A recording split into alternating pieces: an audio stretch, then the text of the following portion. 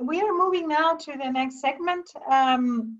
The next segment is actually the core of the live learning, because it's about the experiences in all these wonderful cities, from Johannesburg to Sevilla to Tandil, Kumasi, Gulu, Edmonton, and Mexico City. And we also have a regional experience, Antioquia in Colombia. We are delighted to have you all. And I am very happy that it's going to be facilitated by the director of a fund within the family of United Cities and Local Governments, FMDB. My colleague Jean-François Chabot is going to be facilitating this roundtable. And he has been dedicated in the past years of his professional and almost personal life as well to making sure that people understand that we need a different type of financing for territories, for local and regional governments. That is not only about more money, but the different type of money and different types of mechanisms. So I wish you all the best, Jean-François, with this important panel. You will need to be strict with time, but I am certain the inputs are going to be very interesting. Good luck, dear friend. The floor is yours. Thank you very much, Emilia. Hi, everyone. And very happy to moderate this session. So FMDV is a global network of cities and local governments dedicated to promote and develop solutions to finance and invest into local governments. But I will start to be strict with myself in time, and I will go directly to invite the different speakers to share their experiences on these topics. I think the questions should be put on the screen now, but otherwise I will recap them. There are three main questions. The first one is how the COVID crisis is affecting the finances of your local governments, both in terms of expenditure and revenues. The second question is what measures have been taken by your local government to cope with the unprecedented financial pressure generated by the crisis. And the last one is what lessons can be learned from this crisis to prepare financially for other emergency situations and ensure the sustainable provision of public services in the coming economic and fiscal downturn. So based on that, I will ask the different speakers to share their experience on this three approach. And I will start with the mayor of Sevilla, Juan Espadas, who will explain us which measures was taken in Sevilla. And I will ask all the speakers to limit their intervention to 5 minutes because we are quite limited on the time. So thanks for taking this into consideration. So Mr. Espadas, the floor is yours if you are connected. Sí, pues muchas gracias. Buenas tardes. Bueno, en primer lugar, gracias por darnos la posibilidad de intervenir y de participar en esta gran videoconferencia.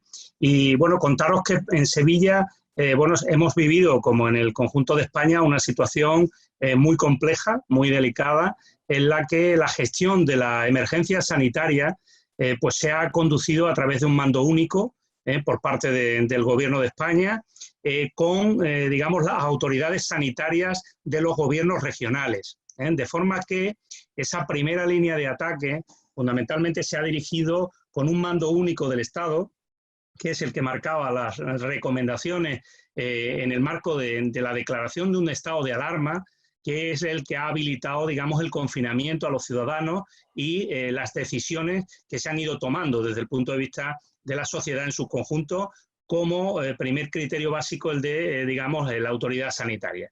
La cuestión está en que durante esa emergencia sanitaria los gobiernos locales, los ayuntamientos, hemos jugado un papel, digamos, de segunda línea, fundamentalmente en lo que era la atención a las personas mayores, por ejemplo, en nuestras residencias, a la atención a personas sin hogar, por ejemplo, en los municipios que no podían estar en las calles y que tenían que estar también confinadas, para lo cual hemos habilitado espacios, grandes espacios, para tenerlos atendidos. En definitiva, desde el principio, en la emergencia sanitaria, no hemos tenido un papel en la toma de decisiones, digamos, en el ámbito de la salud pública, ni los hospitales, lógicamente, ni el ámbito de la lucha contra el virus, pero sí hemos tenido un papel ya relevante y protagonista en lo que era la atención y sobre todo el despliegue en las ciudades de las medidas de desinfección o atención a colectivos más desfavorecidos. Con el transcurso de las primeras semanas del confinamiento empezamos a tomar ya un papel mucho más protagonista en la emergencia social, que es justo en donde empezamos a estar en este momento. Es decir, a medida que el control del contagio se va produciendo y empezamos ya, y en ese momento estamos, a poder decir que hemos controlado la situación de la pandemia en España, o por ejemplo en Andalucía o en Sevilla, que se han visto menos afectadas que otras comunidades como Madrid o Barcelona, sí es cierto que empieza a incrementarse esa otra emergencia social que significa familias que, bueno, pues no han podido abrir sus negocios, que han perdido su puesto de trabajo y que requieren una ayuda alimentaria urgente. Ahí estamos solamente los gobiernos locales. Ahí somos la primera ventanilla y, por tanto, esa emergencia de atención a las necesidades urgentes es la que en estos momentos nos pone de nuevo el foco protagonista de la gestión de la crisis. Por tanto, yo querría distinguiros que a medida que la emergencia sanitaria se convierte en emergencia social y emergencia económica, es justo cuando el papel de las ciudades empieza a emerger y empieza a demandar recursos suficientes para poder dar la respuesta que se espera de nosotros, ¿no? Y en ese sentido, en ese punto es en el que nos encontramos ahora mismo en España, sobre todo las grandes ciudades, porque tenemos un volumen de población que intensifica los problemas desde el punto de vista de los efectos económicos, y también, por ejemplo, ciudades como Sevilla, una ciudad turística que tiene un impacto todavía mayor, si cabe, y que lo tendrá en los próximos meses, por el impacto, lógicamente, de el cierre de fronteras y la caída del turismo, lógicamente, que conlleva también otros sectores de actividad productiva, como la hostelería o los servicios, etc.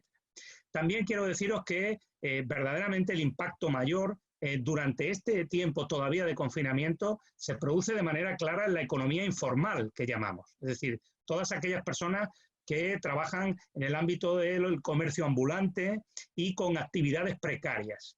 En este sentido, esta crisis ha demostrado que no tenemos suficiente capacidad de atención social, de apoyo económico a este tipo de estructuras de economía informal. Y que, por tanto, lo que vamos a gestionar en los próximos meses es claramente una emergencia de ayuda alimentaria y de recursos mínimos a estas personas que les va a costar trabajo volver a una actividad normal que les genere unos ingresos que les puedan permitir ganarse la vida. Los ayuntamientos, en el caso de Sevilla, tenemos una previsión de caída de ingresos muy importante en los próximos meses, como consecuencia de que las actividades pues turísticas, las actividades que requieren evidentemente pues la actividad económica de la ciudad van a bajar previsiblemente y sobre todo van a recuperar la normalidad de una forma muy lenta. Eso va a generar caída de ingresos también en los gobiernos locales y menor capacidad para financiar las políticas sociales. Es decir, caen los ingresos, se incrementa el gasto social. Y mientras tanto, ¿qué hacemos con las inversiones que también necesita la ciudad y que si los ayuntamientos tuviéramos capacidad para poderlas inyectar en nuestra economía local, permitirían generar empleo? En ese sentido, es en el que nosotros reivindicamos, por un lado, fondos, en este caso, para la ayuda social urgente, porque tenemos que prever que hasta que haya una vacuna vamos a tener mucha actividad económica que no va a poder, en este caso, funcionar con normalidad y, por tanto, familias y empleos que se van a resentir, que no van a tener capacidad económica y vamos a tener que atenderlos directamente desde la Administración. Yo ahí creo que hacen falta fondos extraordinarios que puedan, en este caso, nutrir las cuentas, nutrir, en este caso, los ingresos municipales para poder atender esa ayuda alimentaria.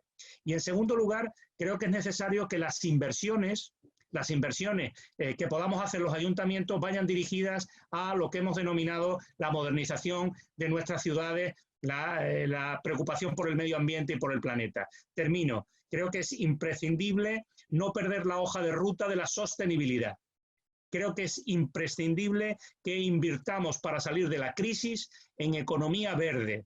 Es decir, que generemos nuevos empleos de esta nueva economía, que no repitamos los errores del pasado y que las ciudades tengamos mayor capacidad de financiación de las políticas medioambientales y de lucha contra el cambio climático para evitar otra crisis, en este caso dentro de unos años, con la misma gravedad o más de esta que estamos viviendo. Muchas gracias. Thank you very much, Mr. Mayor, for this experience shared from the city of Sevilla. I will go directly to the second speaker because, again, time is and I think there will be time after in the end of the session to exchange and open the floor. So the second speaker is Aníbal Gaviria, governor of Antioquia and the actual president of Cities Alliance. Buenos días, gracias al moderador, a Jean-François, un saludo a Emilia, gracias a United Nations, a Habitat y por supuesto también a Metrópolis. Las tres preguntas. En primer lugar, ¿cómo afectan las finanzas de nuestros gobiernos regionales y locales? En el caso de Antioquia, un gobierno regional, un departamento con 125 municipios. La afectación que estamos calculando para este año en los ingresos del departamento es entre el 50% y el 75% de caída de los recursos. Y eso cuenta para el departamento, pero igualmente para la mayoría de los municipios de Antioquia. Y por supuesto, en los gastos, una transferencia de los gastos fundamentalmente hacia el sector salud, el fortalecimiento de los equipos de salud, el fortalecimiento hospitalario, el aumento inusitado de las capacidades en unidades de cuidados intensivos, y todo esto obviamente en un marco de crecimiento de los precios inmenso, de especulación por los reactivos para las pruebas y por todos y cada uno de los insumos del sector salud. Y el otro aumento enorme en los gastos, por supuesto, en lo que tiene que ver con el apoyo y la asistencia social y muy fundamentalmente la seguridad alimentaria. Las medidas que hemos tomado en Antioquia. En primer lugar, obviamente hemos trasladado recursos de fondos que hoy tal vez no son tan necesarios para destinarlos fundamentalmente a las prioridades en medio de la pandemia, la prioridad en salud y la prioridad en asistencia social. En segundo lugar, hemos desde la gobernación de Antioquia aplazado el pago de los créditos. En Antioquia tenemos, digámoslo, un banco regional que es propiedad del departamento de Antioquia, y ese banco regional ha aplazado los créditos, el pago del capital y los intereses para los municipios de Antioquia, inicialmente por 2 o 3 meses, y en la medida en que lo requiera más la pandemia lo aumentaremos. En segundo lugar, hemos creado una línea de crédito especial para atender fundamentalmente la pequeña empresa, la microempresa y los empresarios informales, que son los más afectados por la disminución de los ingresos. Con condiciones muy favorables, un periodo de gracia de 6 meses para poderles dar liquidez en forma inmediata. Y el tercer aspecto que hemos impulsado es, por supuesto, la solidaridad del conjunto de Antioquia, el gobierno departamental, los gobiernos locales y la empresa privada. Esa solidaridad la hemos enfocado a 3 frentes. 1, el aumento de las unidades de cuidados intensivos para la atención hospitalaria del COVID-19. 2, la seguridad alimentaria de las familias más vulnerables. Y 3, los elementos de prevención, fundamentalmente el uso obligatorio y masivo del tapabocas. Y el tercer punto, las lecciones aprendidas, pues obviamente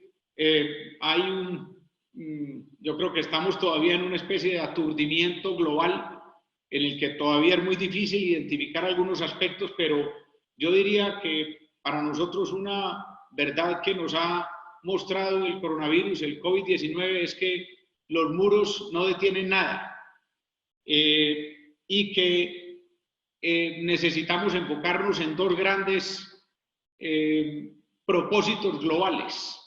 La equidad, porque ese es uno de los aspectos fundamentales, el aumento de la formalidad, la sostenibilidad, el desarrollo sostenible. Coincido plenamente con el alcalde de Sevilla en que una de las llaves futuras para mitigar o evitar futuras crisis es la ecoeconomía, las economías verdes, la conectividad. Tenemos que aumentar enormemente las capacidades de teletrabajo, de telemedicina, de teleeducación. Y el último aspecto es la capacidad de crédito. Lo que viene ahora en la postcrisis del COVID-19 es una capacidad de crédito importante a nivel regional, nacional y local. Y allí creo que UCGL debería tener una posibilidad de avanzar hacia una iniciativa que debería ser de todas las ciudades y gobiernos locales del mundo, un banco regional de gobiernos locales y regionales. Muchas gracias a todos. Thank you very much, Mr. Governor, for first of all your very interesting speech, and then also to keep the time allowed. So interesting on the content and on the method. So thank you very much. I will go directly to the next speaker with the mayor of Kumasi, Mr. Jose Azibe Antwi. If he's connected, I think so, yeah. So the floor is yours, Mr. Mayor. Thank you very much.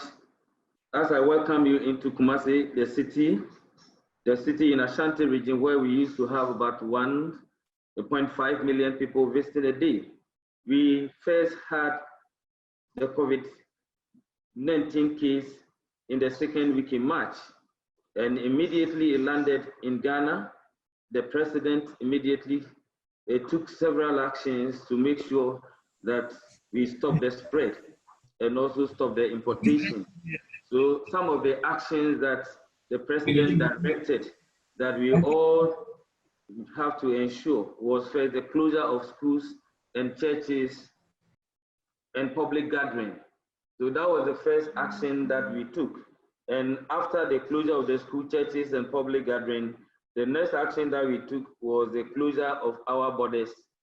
You know, Kumasi is a trading center, so if we close our borders, it means a lot to us. Then when the COVID cases start to increase, the president immediately ordered a lockdown of the city, that is the affected cities. And I'm talking about Greater Accra and Greater Kumasi. And the lockdown was in force for almost 2 weeks. That is where 3 weeks. That is where we had a lot of challenges. So when the city was locked down for 3 weeks, it became our duty to feed the less endowed people and also to make sure we have adequate security personnel on our streets to make sure that people comply with the lockdown. Kumasi being the city center, our shops, as well as our market, we have several markets in West Africa. We have the largest market, and therefore there was the need for measures to be put in place for rotational basis so that the traders will have to trade in 10, as well as all the other markets, because we are having more than 23 markets. And the drivers were directed that they can't take the normal ones. The flights were all asked to stop. So when all these things were going on, the Herculean task that came on the city was the supply of PPEs, because the private hospitals as well as the government hospitals were all depending on the metro for support of the PPEs. As I sit in my office today, I have more than $520,000 in arrears to pay for the PPEs that I have taken to supply. And this COVID-19 has really brought a lot of challenges on the assembly, because per our rules and per the laws in Ghana, each assembly has January to March to serve demand notices, and by law, all companies that know their law will not even pay, because they know they have at least 3 months to start the payment. So as we were preparing to start going for money from the corporate bodies in the area of property rates, in the area of business operating permits, fees and others, then came the COVID, and therefore our hands were so tight. So currently the assembly has started losing almost about 1 million a month. The assembly is losing 1 million a month in dollars. And we are projecting that the assembly will be losing not less than $4 million this year, because it has greatly affected us as a trading city. But even though it has really affected us as a city, we are also trying to put up measures in place so as to solve the financial pressures generated by the outbreak. So among the measures that as a city we have taken is to limit expenditure. So now we are only spending on essential activities, especially in relating to the COVID-19, how to solve the problem, how to chase out the virus, how to make sure that at least we are paying our workers, how to make sure that we incentivize the health professionals, how to make sure that those who have been recruited to be doing contact tracing get their motivations and others. So that is exactly the area where we are spending now. But as for expenditure on capital expenditure, they are all on hold. Another area where we are now dependent is the central government. And the central government has helped a lot. Within this short space of time, the central government contracted 4 major companies, one to do infestation.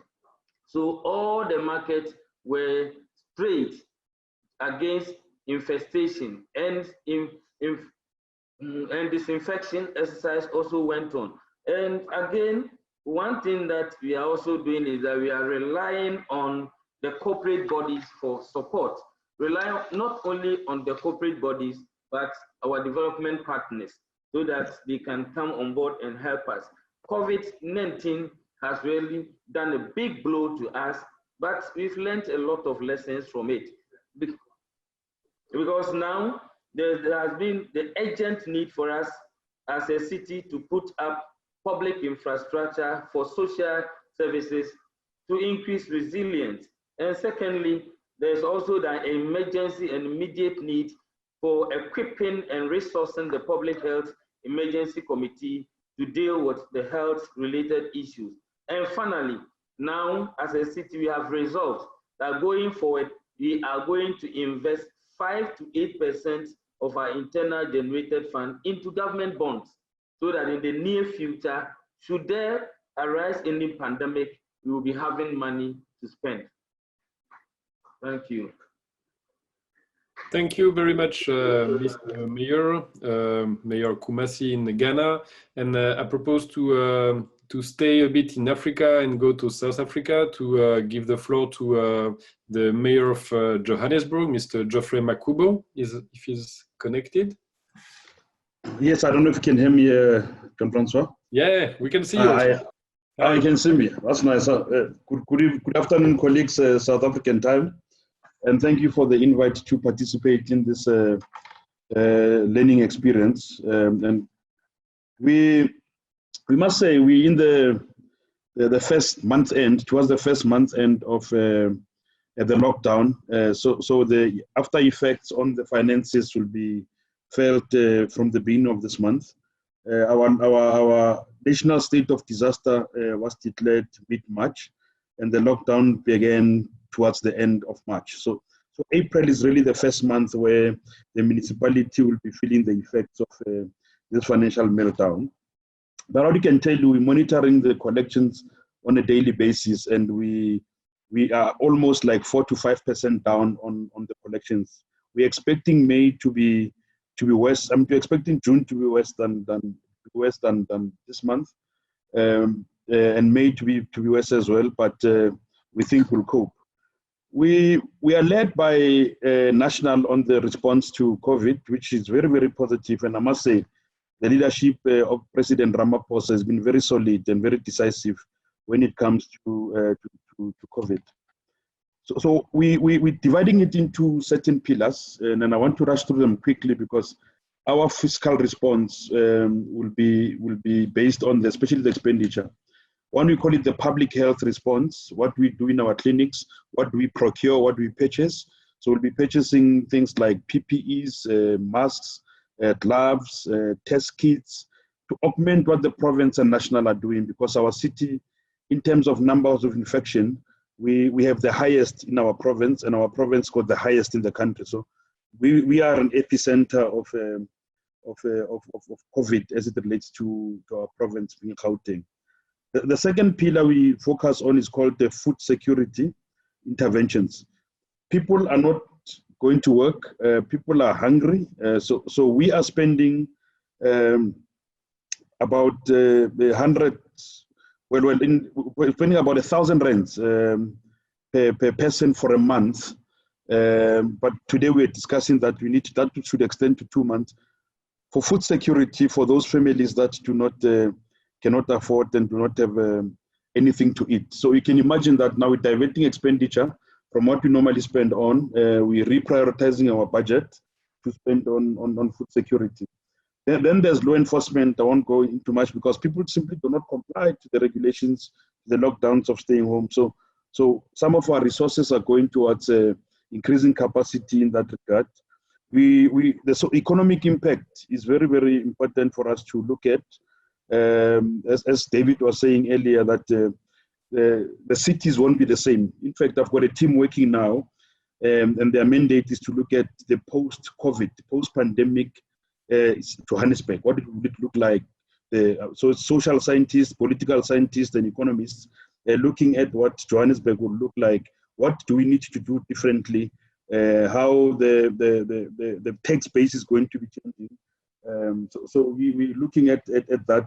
I'm leading that team that's reporting to me. And lastly, we're looking at something called social solidarity. How do we work with communities in distress? Our president frames it in a very nice way that the after effects of COVID pandemic will be like a post-war rebuilding of a city. So if you think about a city post-war, that's how we're thinking about Johannesburg, and that's how we're looking at it. Now, critical amongst all this is the continuation of basic municipal services. Water must still be delivered, electricity must be delivered, roads must still be tarred, potholes. So, given that now the fiscal envelope is constrained, we are having to reduce some of these services. And remember, the more people get into poverty and become poor, the more social services we have to give, but you need a bigger envelope to doing that. As we speak, some businesses are not operating. I think Deputy Minister Tau would have said that there are packages nationally that will help businesses. People are coming to us for packages, for saying, look, what do you do for us, because now we are under distress. We're looking at spreading some of the payment terms that we have. We're looking at some holidays, but we're still working with SALGA and National in order to do that. As I conclude, COVID is going to make people poorer. People are going to lose jobs. There's going to be devastation, economic devastation. Some businesses are going to close. So therefore, the tax base nationally means it's going to shrink a bit. It means the intergovernmental transfers, taxes that are paid to municipalities, grants that are paid to municipalities are going to reduce. And therefore, the budget of a big city like Johannesburg will have to be looked at. As I said, the social base would have increased. So So we're looking ahead to tough times. And I think sharing experiences like we're doing now will be helpful to a city like Johannesburg. Colleagues and Jean-Francois, thank you very much, Amelia, and for organizing this. I'm really enjoying the conversations that I'm hearing now. Thank you very much. Thank you, Geoffrey, for this, for taking the time also to share with us your experience. And I think, like you said, we should consider this as a starting point, not as a one-shot exchange, and to see how to better exchange on this topic and to face the crisis, but also to plan the aftermath of the crisis of COVID. So thank you very much, Geoffrey, for your few words. Now I'll go directly to give the floor to Pauline Lukwawi, Deputy Mayor of Gulu in Uganda. Is she connected?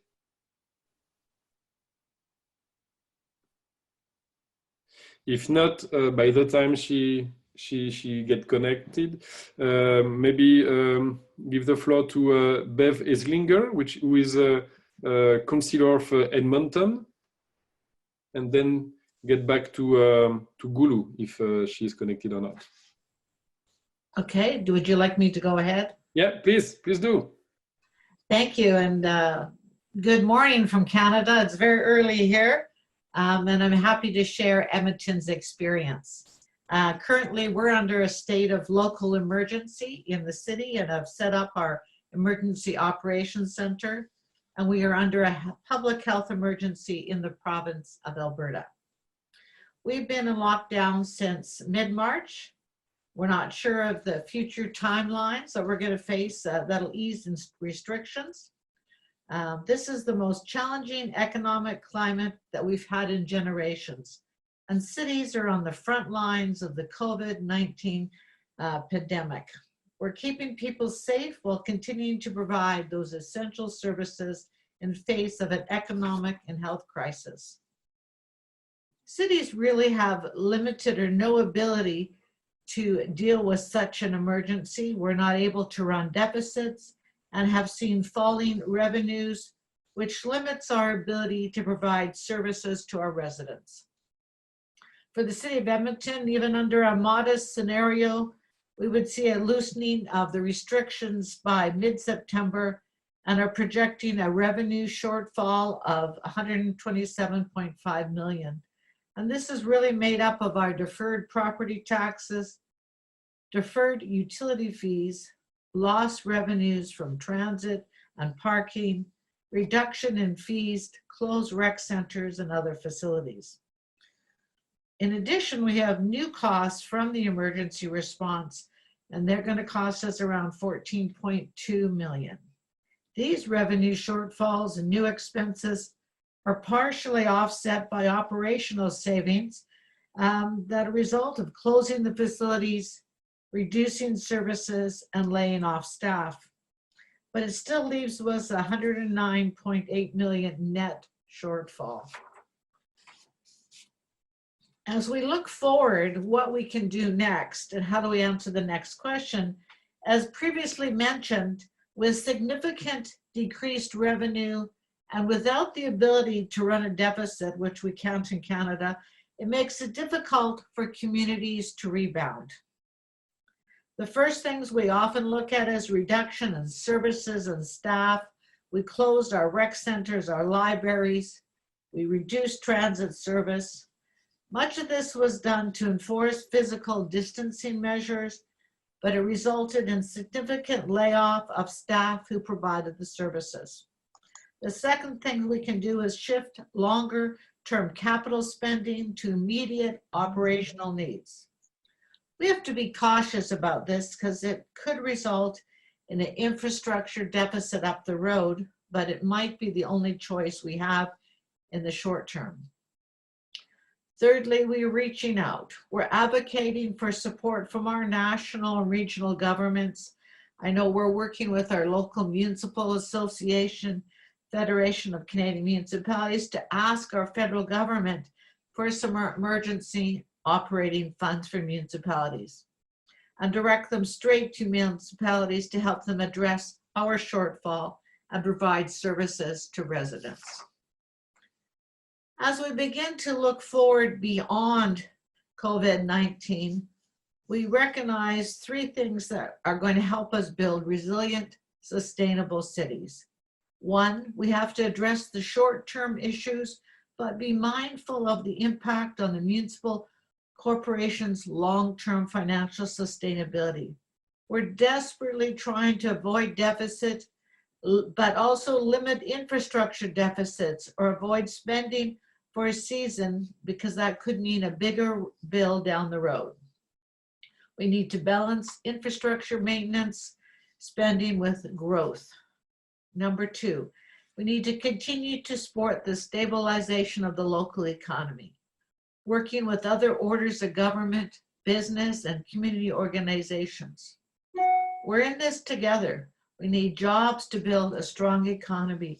Stimulus investment will be important, but we also have to be mindful of how recovery impacts affect different sections of our population. We know that women are the greatest at risk. They have typically made lower wages. Higher percentage of them are being laid off, and we need to engage them in solutions. We have an organization, Women Building Futures, who trains women in construction, and we can see that's where the first wave of new jobs may be. Finally, long-term planning is essential, and we need to look at it from a multidisciplinary approach. It's going to take time to overcome from such a devastating economic challenge, but we can one step at a time. So we're looking at developing a recovery plan using a corporate interdisciplinary team. For Edmonton, such work is being led by the Strategic Response to COVID-19 project, which will assess the provincial, national, and global impacts of the pandemic relative to the city of Edmonton. It will develop potential recovery scenarios and assess their impacts on the city's financial position. And hopefully in the next 18 to 24 months, we'll have a plan. So as we move forward, we'll be better prepared for the next one. Thank you. Thank you very much, Beth, for your contribution too. Now I will go back to Gulu. I think Pauline is connected. Is that right? The largest commercial and social coordinating point in the district, as well as for many regional activities in the north. Gulu Municipal Council lies approximately 332 kilometers north of Uganda, that is from Kampala City. The area coverage of Gulu Municipal Council is about 54.4 square kilometers. Gulu Municipal Council is centrally located in northern region of the country and serves as a regional town and hubs of economic activity in the region, including Southern Sudan and part of DRC Congo. To go straight to the guiding questions. The guiding question is how the COVID-19 crisis affected our finances. Gulu Municipal Council or Gulu District Local Government, let me say the whole northern Uganda is unique in one way or another, in which Gulu Municipal Council depends or collect revenues from the business people. And those taxes that we collect is what we spend. And more so, we collect revenue in the third quarter. That is like we collect revenue in the, we use calendar year, not a financial year. So the best time for us to collect this revenue would have started in the third quarter, especially from March to May. That is where we could collect our revenue. But the coming of COVID-19 has affected it. There is now no revenue collection, which is taking place. One, because all the shops have been closed because of the COVID-19. The market where we could even collect money or revenue is mostly closed, but left with the only food vendors, those who sell food. And because of the government directive or the presidential directive or the World Health Organization directive, is that the distancing should be about 4 kilometers, about 4 meters between us, the distancing, the social distancing. So you find there are very few market vendors, women, men who are selling food stuff. So all our sources of revenue is affected. We cannot collect anything from anybody unless we are not normal with the condition that we are going on. Because the COVID came and got everybody unprepared. As you know, Gulu has been in the war for the last 25 years plus. And in between that, there was Ebola, which affected them so much. And when you ask us what measures have we taken to, as a local, with the COVID-19, it has not been a new thing, information of the task force. Gulu district, which is headed by the chairman LC5 and the RDC, when the COVID-19 issue came in, they had to call members, NGOs, local government, all the stakeholders to come and form a task force committee. We formed the task force committee in which Gulu Municipal Council is among the task force. It is not enough to form at a district level. They came to the municipal level where the mayor is the chairperson and many others. It went as far as being formed. The coordination committee is formed at the division level or the sub-county level to combat the COVID-19. So the formation is already there. The coordination and the task force is doing their work to see that we combat the COVID-19. So the formation is there, but the challenges are there. I have earlier on mentioned on the issue that Gulu is unique in such a way, or actually sub-region is unique, and Uganda itself that. We have been in the war for the last 25 years. So we were just like a child who is learning to sit or scroll.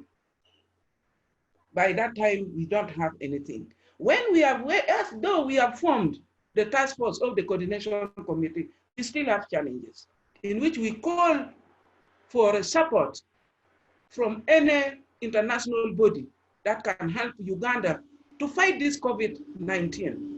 Because once it reaches Uganda or once it starts affecting our people seriously, we shall not manage because we don't have ventilators. We don't have anything. We have not equipped our hospitals, especially the regional hospital. It's not well equipped. So we call for the international body to support Uganda and even Gulu, especially, where it has been suffering for the last 30 years now as I speak. And then there is a question where you say, how? Yeah. What lesson have we learned? To conclude, yes, I'm concluding. Very few words, please. Yes. Now, what lesson have we learned? The lesson we have learned, we are aware that this COVID-19 and many other pandemics may come in. Because this is a new pandemic, we have not learned of anything, nothing is known about it. So the best thing now is to globally start planning for such a pandemic in future, long term, so that when such a thing comes, we have collectively, we have something to depend on, not just thinking now, it has come, what should we do, running up and down, as we are now doing, especially instead of running up and down, if we globally budget or have a strategic plan for that, it will help us if any pandemic may come apart from the COVID-19. And we should also continue planning because we don't know, this is a new pandemic. We don't know whether it gets cured forever. People talk of how many people has recovered and again tested positive at the end of the day, which is not good. We are not sure. We need to sit and plan especially World Health Organization, they should really tell us what should we do and what is meant for our hospitals and what is meant for our health centers to reach, so that we get ourselves prepared, not just taking us by surprise as COVID-19. Thank you very much for hosting me in this live learning session. May God bless you. Thank you very much, Ms. Deputy Mayor of Gulu, Pauline Lukwawi. And now we go to the last speaker of this session. So we are running quite late already, and going to Mexico with Diana Alarcon, who is Chief Advisor and International Relations Coordinator for the City of Mexico. Diana, are you here? Bueno, aquí estoy. Muchas gracias por la invitación para compartir algunos de las cosas que estamos haciendo aquí en la Ciudad de México. Estoy escuchando mi propia traducción. Bueno. A ver, tal vez si lo... Perdone, es que estoy... Ya, listo. En unos cuantos minutos les comparto algunas de la experiencia, algunas de las medidas que se han tomado en la Ciudad de México en respuesta a esta pandemia. La Ciudad de México tiene una fuente de ingresos propios, no solamente impuestos, el cobro de impuestos, pago de servicios, sino transferencias federales también, que son transferencias regulares. Todas estas fuentes evidentemente están reduciéndose muy rápidamente. ¿De qué tamaños de reducción? No lo sabemos todavía, dependerá mucho de la duración del confinamiento que tenemos en la ciudad ya por un mes, un poquito más de un mes. Al mismo tiempo que estamos frente a gastos extraordinarios, no solamente por el equipamiento, el reforzamiento de todo el sistema de salud, sino porque la ciudad decidió echar adelante un programa muy amplio de apoyo a la economía familiar para facilitar el confinamiento de las personas. Una proporción importante de la gente en esta ciudad está en el sector informal, de tal manera que confinamiento significa no ingresos. Entonces, para facilitar el que la gente se quede en casa, estamos implementando un programa muy amplio de apoyo a la economía de las familias. ¿Cuáles son las medidas que hemos tomado para enfrentar esta brecha entre reducción de ingresos, aumento significativo de los gastos? Desde que inició este gobierno, hace un poquito más de un año, entró con una propuesta que le llamamos austeridad republicana, que significa cerrar espacios de corrupción, la eliminación de gastos no esenciales en todas las dependencias del gobierno, y ahorros significativos con una nueva estrategia de compras gubernamentales. Todas estas medidas están siendo reforzadas justamente para enfrentar los gastos extraordinarios que tenemos en este momento. Debo decir que la ciudad ha recibido apoyo del gobierno federal importante, y esto es cierto para todo el país, sobre todo para el equipamiento de los hospitales y el reforzamiento del sector salud, pero también en apoyo a la economía familiar. En México hay un programa universal de pensión a los adultos mayores. Este ha sido duplicado en estos días, y un programa muy amplio de créditos a las micro, pequeñas y medianas empresas que complementa los créditos que el gobierno de la ciudad ya había autorizado. En términos de la estrategia del gobierno federal para la emergencia, estamos hablando de recursos equivalentes al más o menos 3.3% del Producto Interno Bruto. De tal manera que ha habido efectivamente recursos extraordinarios para enfrentar los gastos. ¿Cuáles son algunas de las medidas que se han tomado para enfrentar la presión financiera que estamos viviendo? Debo decir que ha habido una respuesta importante del sector privado también. ha habido un llamado recurrente tanto del gobierno de la ciudad como del gobierno federal para mantener la planta laboral, es decir, mantener el pago a los empleados del sector privado. Un compromiso para para seguir pagando sus impuestos, es decir, al contrario que en muchas otras ciudades que están condonando impuestos, aquí se ha hecho un llamado y ha habido una buena respuesta de parte de las empresas para seguir pagando sus impuestos. Y debo decir que ha habido una donación importante del sector privado, sobre todo en especie, para atender los temas de salud, compra de respiradores, equipamiento de hospitales, etcétera. Y estamos en el proceso de iniciar un programa que se denomina Adopta una PYME, apoyo de las grandes empresas a las pequeñas empresas. Los funcionarios estamos donando parte de nuestro salario para enfrentar la contratación de médicos. A menor escala, algunas donaciones internacionales, sobre todo para mujeres en riesgos de violencia. Concluyo diciendo simplemente cuáles son algunas de las lecciones que hemos extraído o que estamos extrayendo de esta experiencia. Uno, y muy importante nos parece, la importancia de la transparencia y buen gobierno. Nosotros iniciamos este periodo con finanzas muy sólidas. Tenemos un grado de cumplimiento de más del 90% del pago de impuestos en la ciudad, con un gobierno austero y con prioridades claramente definidas. Y la segunda lección que extraemos tal vez, y esto es mucho de lo que se ha compartido aquí por otras ciudades, necesitamos una nueva alianza sólida con el sector privado a partir de reglas claras y el cumplimiento de sus obligaciones fiscales y su compromiso con la ciudad. Y termino con lo que es tal vez la lección más fuerte que estamos extrayendo de esta crisis, y es la necesidad de repensar la base económica de esta ciudad. Esta es una ciudad altamente globalizada, es decir, dependemos en gran parte de los ingresos de turismo, servicios financieros, servicios a empresas altamente globalizadas, a cadenas globales de producción, y con una gran proporción de trabajadores en la economía informal.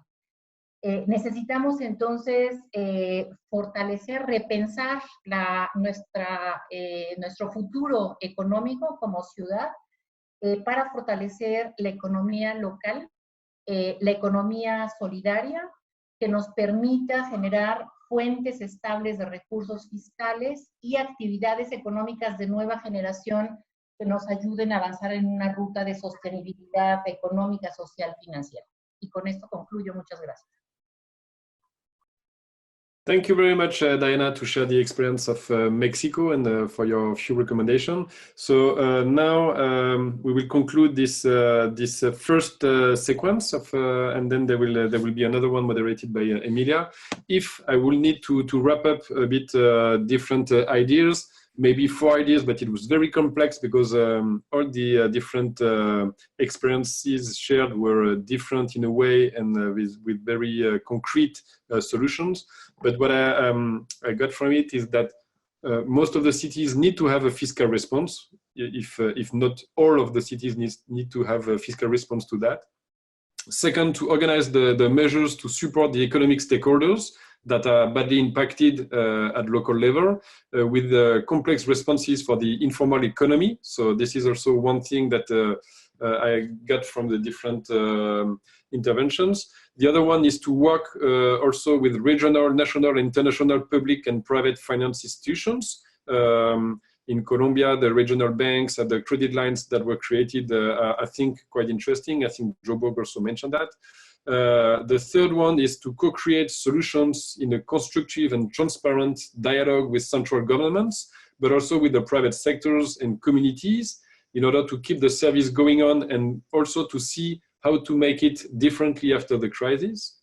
And the last but not least is to plan the future in order to consider after the aftermath how to work differently at economic and social levels to ensure that no one is left behind, but also to organize more sustainable solutions to face other crises and to ensure that cities will be able to face the emergency, but also the recovery phase at financial and economic levels. So I will stop there because we are running quite late. And I get back maybe to Emilia now for the second sequences. Yeah, so thank you very much all the different to all the different speakers for your experiences, and I think there will be sometimes to exchange with different participants also online. Thanks. And thank you very much to you, Jean-François. I know that facilitating these sessions is not easy because the presenters have a lot to share with us and the time is so reduced. But I hope you share with me this feeling that it has been really meaningful and that the examples that we have been able to gather from different parts of the world are extremely interesting. The only thing I'm missing is a little bit the Asian input, and that's also because of the time difference that creates a difficulty. But I think there is a lot of food for thought, and I particularly enjoyed also this perspective on how important co-creation is and how people feeling ownership about the future, like Mexico was sharing, also brings them to solidarity processes and to pay taxes even in these difficult times. Something to keep in mind and that might be helpful for other cities around the world.